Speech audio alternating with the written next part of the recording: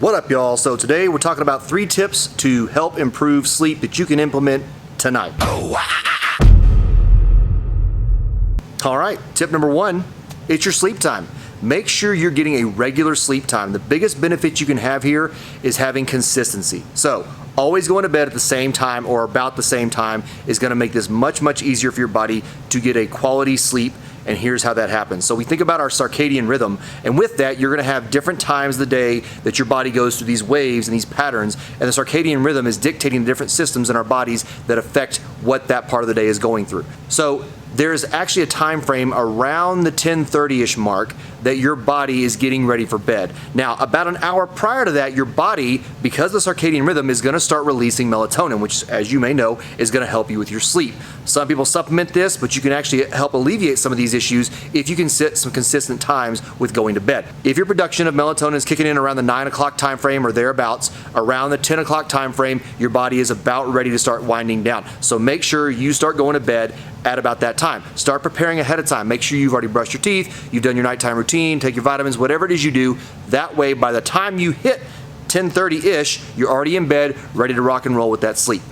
All right, tip number 2, blue light. Think about it. We are inundated and surrounded by devices that give off blue lights all the time. We are so surrounded by blue light that it actually is affecting our sleep. So think about how many times you're sitting there hanging out, laying in bed, smacking yourself in the face with your phone because you're too busy on your phone instead of going to sleep. You're in bed to sleep, not to play on your phone, right? But what do? It's out of habit. That's a big problem. We typically take our phones, start scrolling one last time through Facebook or Instagram, InstaSnap, whatever the thing you're on, and guess what? Now, you're sitting there emitting blue light into your eyes. Now, why does that matter? It's not so much that it's the eye damage that I'm looking at. It's the fact that it's affecting your brain signal of what is light and dark and what your schedule is. It now thinks it should be awake, and it's affecting your body's sleep pattern because, again, going back to circadian rhythm, it's now throwing it off thinking, hey, we're supposed to be awake. It's daylight. It's time to be up, right? So how can we solve this?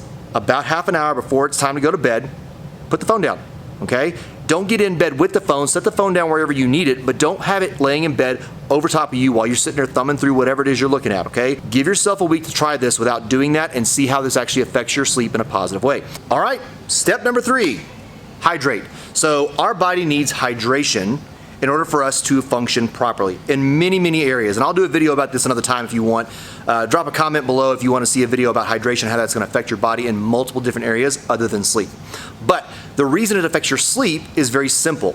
So your body, if it's dehydrated, has a harder time uptaking certain amino acids, which actually affects the production of melatonin. So again, if you are having trouble sleeping, being hydrated will help this. Also, if you're sleeping hotter because your body is sweating, because you are not hydrated very well, it's going to affect your body's sleep. Don't think that right before bed, you're like, oh, well, I'm gonna put together my last half hour of winding down, which includes drinking half a gallon of water.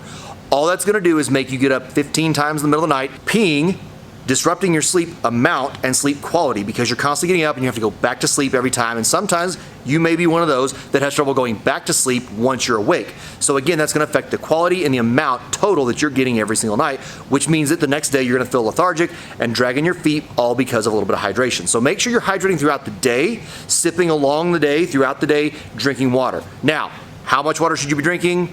Just as a general rule, to make it very simple, just throwing out the random word a gallon is not necessarily the truth. Half your body weight in ounces. If you weigh 200 pounds, you need 100 ounces every single day. 133 ounces is roughly a gallon of water, okay? So that's a good baseline. Try to set it up to where you're drinking it throughout the day. Use a shaker bottle with water to make it easier for you. If that helps you, keep track of where you're at. That way, by the end of the night, you're not drinking so much water you end up having to pee all night. So, hope that helps. Oh, and bonus tip, I forgot to say, sleep temperature. This will help you as well. So change the temperature in your house. If you can sleep a little bit cooler, there's many, many studies that show this, somewhere around 68 to 70 degrees, okay? You can go a little bit cooler if you want as well. That makes it much easier for your body to sleep in a much more comfortable position so that you are sleeping better overall. So try it out tonight. Hit me back in the comments, let me know how your night's sleep went. Also, consistency is key in everything, so make sure if you try it one night and it didn't work out perfect, keep it up for about a week and then let me know what you think. Outside of that, I'll see you guys later.